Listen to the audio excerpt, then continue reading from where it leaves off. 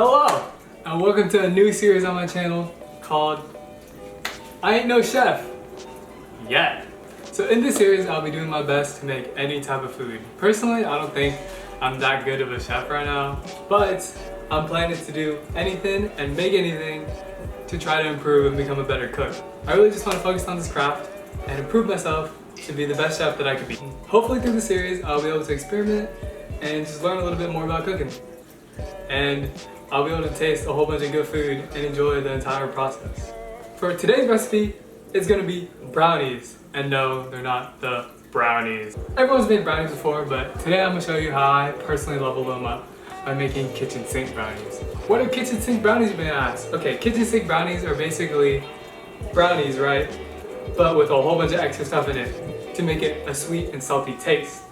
For mine personally though, I'm gonna be adding white chocolate chips, plain regular potato chips, and then pretzel. And in this video, I will show you why these brownies are the most immaculate brownies that you will have. Let's get cooking. Alright, so first things first, we're gonna start with our wet ingredients. Grab a bowl and pour in half a cup of melted butter into your bowl. You can either just stick it in the microwave like I did, or just melt it down in a pan. At this point, you would also want to melt down some chocolate and make sure it's a nice and smooth texture. Next, you want to add in your sugars.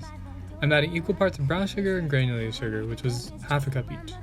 Then give that thing a nice mix. After mixing for a bit, I came to the conclusion that my mixture was a bit too liquidy. So, to counteract that, I added more sugar. So instead, let's make that about 3/4 cup of each of the sugars. After the mixture becomes a velvety, creamy texture, this is where you should add a tablespoon of vanilla extract and then 2 eggs. Beat that boy up like your parents did to you. After the beating, you should have a fall apart mixture. It doesn't really drip off the whisk, but it should slowly come down. Here's where I added in the melted chocolate. This brings that additional layer of chocolatey goodness that really enhances the deep richness in the brownie. I started using a fork, but because my brain was too small, please use a spatula instead. Don't be dumb like me. Now you want to mix that mixture up and it should start to thicken. You should end up with this rich, chocolatey combination of liquids. Then look over your work surface and realize you're making a huge mess and start profusely cleaning and making sure your parents don't see. I really don't want to be beaten like my mixture. Set that aside and now let's move on to the dry. In another bowl, add in half a cup of flour, half a cup of cocoa powder, and about a tablespoon of espresso powder. The espresso powder doesn't really add a coffee flavor to it, but it really just brings out another chocolatey flavor into that brownie. Then start whisking and making sure everything is homogeneous. Now you want to grab your wet ingredients and start to slowly pour your mixture into the dry. Make sure to scrape off every last bit, or you will regret having to clean it later. Then slowly start to fold your batter over to mix the wet completely into the dry. You should now end up with a thick and creamy batter that has an intense chocolate smell. Ooh, smell that. At this point, you could add whatever toppings you want.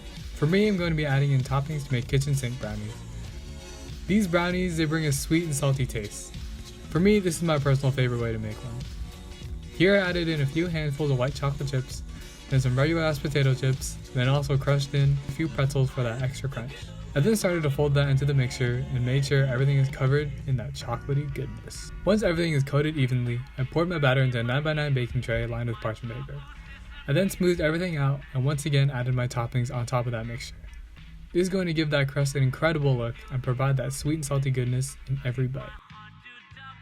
After you're done applying your toppings, bake in an oven at 350 for about 35 to 40 minutes. For mine, it took about 35. And damn! That is nice. A perfect combination of sweet mixed in with that salty flavors of the chips and pretzels. Slightly toasted chips and pretzels on top, along with the melted white chocolate chips. Yo! And that's how you make the most immaculate brownies. Or your own custom made brownies that fit your liking. Okay, so these brownies... Hi! Hi! Okay, so these brownies, they definitely have to be cooled before you take them out. But, once you look at this, they are extremely fudgy. Usually I let them sit overnight in the fridge, and then they all harden up and they become like really, really good.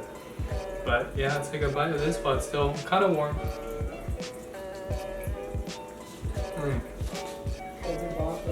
That melted chocolate I put in the middle, that makes the inside so fudgy. And then the contrast with the chips and the pretzels with the salt.